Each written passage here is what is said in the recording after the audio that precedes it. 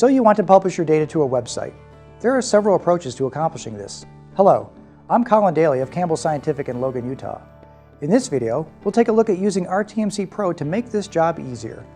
Which approach you will take depends on the nature of your project and how familiar you are with IP communications. You'll probably have to get your IT department involved at some point for providing file and FTP access, configuring web servers and firewalls, and working with HTML or other internet technologies. The three methods we'll cover are using the datalogger as a web server, using a computer as a web server, and outputting images to an FTP server.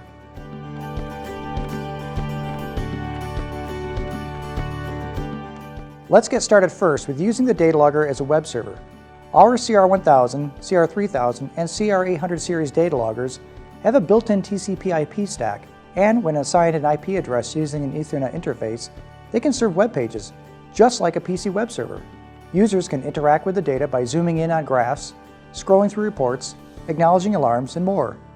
But using a datalogger as a web server is not for high-traffic sites, because you'll be using the datalogger's resources and power to run it. When publishing an RTMC project to a datalogger, the only usable data source is the datalogger itself. A datalogger is not able to use LoggerNet, LNDB, or other dataloggers as sources in the project. We'll use the device configuration utility to enable security in the datalogger. Then, with RTMC Pro, you will create a data display to run directly on the datalogger. You don't have to write complex CR basic programs with HTML code to do that anymore. And finally, use the web publisher in RTMC Pro to publish the site. Through the device configuration utility, connect to your datalogger.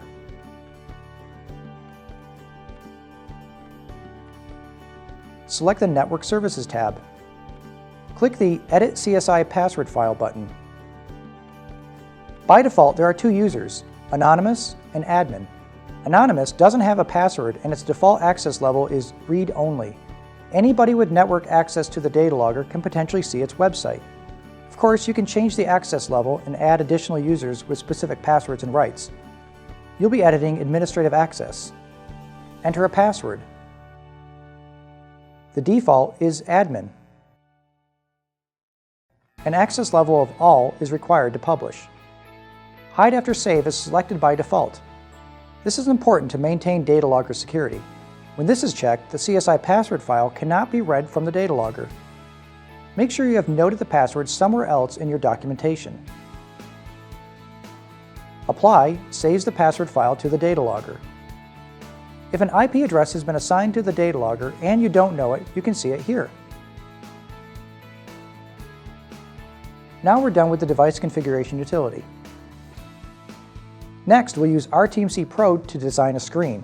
Launch the RTMC Pro development mode from LoggerNet's data category. Look for our other video tutorials on using RTMC and RTMC Pro to build your screen or screens. In this project, we'll display data from the datalogger we're working with. We don't have to have LoggerNet collect it first. Choose Project and Manage Data Sources. Here we'll add the HTTP datalogger source. This box lets you configure the datalogger as a source of data to be used in the RTMC Pro screens. First, give it a meaningful name. Enter the datalogger's IP address. We saw this on the TCP/IP tab in the device configuration utility. The datalogger username, admin, and password are those you set in the CSI password file earlier through device configuration utility. You can also set the interval at which the RTMC screen will be updated with new data. Because our datalogger's web page is only displaying data from itself, we should remove the server data source. When publishing an RTMC project to the datalogger, the only usable data source is the datalogger itself. Confirm. Now build your screen or screens. We'll use a simple thermometer. Watch our other RTMC and RTMC Pro videos for more ideas. Here, select the HTTP datalogger source you just set up. All the tables are listed. Click the plus next to the public table and select the variable to be displayed. I'm not going to make other changes on the bar and scale tabs now. Once your screen is built, it is time to publish it to the web. Many fields are already populated with the defaults. On the left, you can see the name of the datalogger website is the same name as our RTMC project. The host address, user ID, and password match our datalogger settings. The RTMC profiles can be large, so it makes sense to publish them to a card or user drive. I'll select Card. Keep the rest of the defaults and publish. Be patient. Success. Let's take a look. Your browser opens to your datalogger's new page. It's that easy. Remember, this method is for low traffic sites because you're accessing the datalogger directly.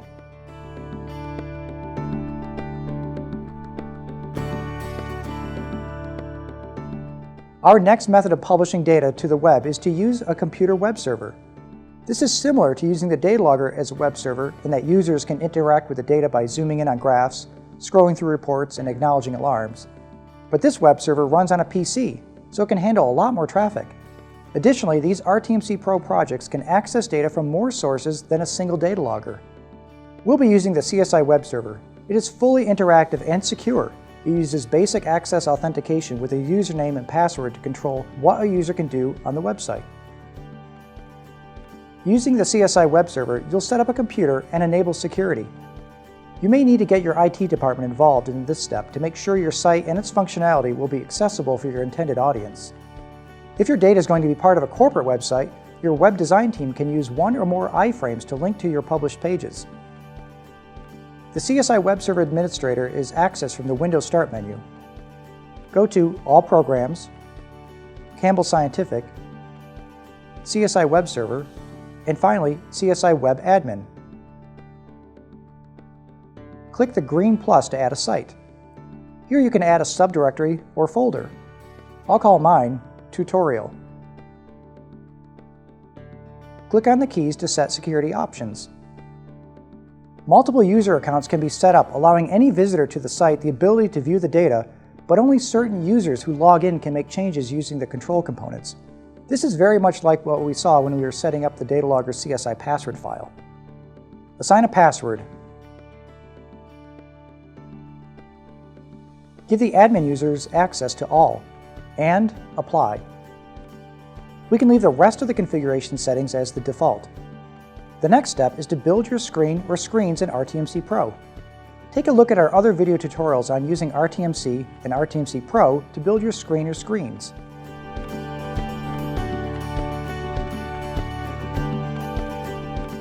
This time, we can use any data source. I'll use data from Logronet's data cache. Remember, that data is collected using a scheduled collection. Again, I won't make any other changes. Now we'll use the web publisher that is included with RTMC Pro to publish the project. First, save the project. The PC web publisher looks similar to the datalogger web publisher. Notice though, the website is a computer website. First, enter the CSI web server host address. I'll use localhost since I'm publishing this to the same computer as Logronet is running. Username is admin. Here you'll enter the website name you set up in the CSI Web Server Administrator earlier. Mine was called Tutorial. You have control over some additional display settings. I'm going to select the Show Data Browse tab and the Show Network Status tab boxes. Now, publish. Again, be patient. And take a look at your results. There's your screen. The CSI web server takes care of updating the screen as new data is retrieved from the datalogger or dataloggers. The Browse Data tab lets you view data from all your data sources. It also provides a mechanism to do custom data queries. Custom data queries allow you to download data files or view data directly in the browser. The Network Status tab shows you the status of your communications throughout your network. This is similar to Logronet's Status Monitor, but is accessible via the web. The CSI web server makes it easy to use your RTMC Pro projects in a web browser. It supports HTTPS, uses HTML5, and runs as a service. Since it runs as a service, you're guaranteed more uptime for your web server displays.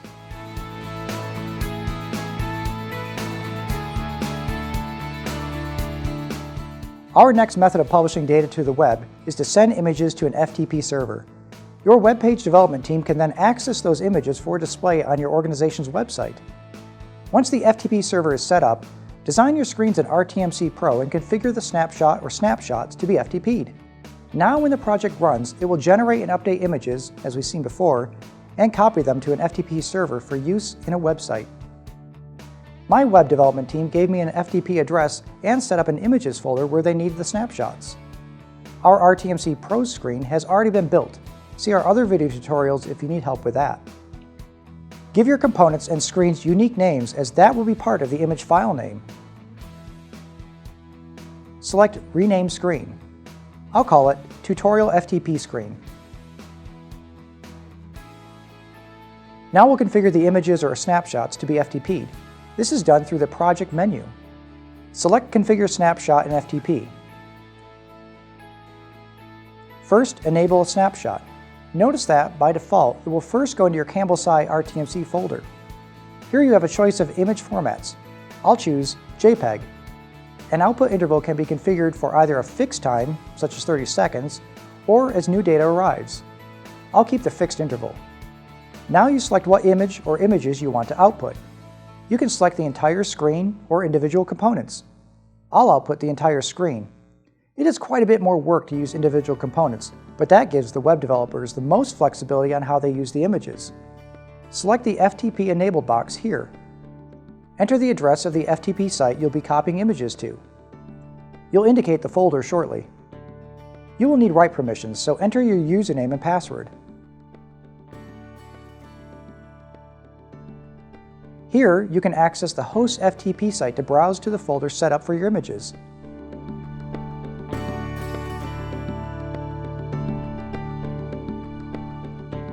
Your RTMC Pro project has to be running for images to be generated and updated. Save and run your project. Then browse to your FTP site. Here you will see your images folder and the images in it. Selecting our screen's image lets you see what it looks like. Keep in mind that only the most current snapshot is kept. It will be overwritten each time a new snapshot is saved. As you've seen, there are several approaches to using RTMC Pro to get your data displayed on the web. Which approach you will take will depend on the nature of your project and how familiar you are with IP communications. Setting up your datalogger as its own web server is easy, and it gives users interactivity, but you only want to use that in low-traffic sites, as you'll be using datalogger resources and power to run it. Using the CSI web server lets your users interact with the data from multiple sources. They can zoom in on graphs, scroll through reports, acknowledge alarms, and more, but it takes more coordination with your website development team. FTP image transfer lets you show but not interact with data from multiple sources. The images are static, but updated either on a time interval or as new data is received. Talk with your organization's web design team to get their recommendations for working with existing web pages or building your own. Please contact a Campbell Scientific Application Engineer to discuss your application and for answers about getting your data to the web using RTMC Pro.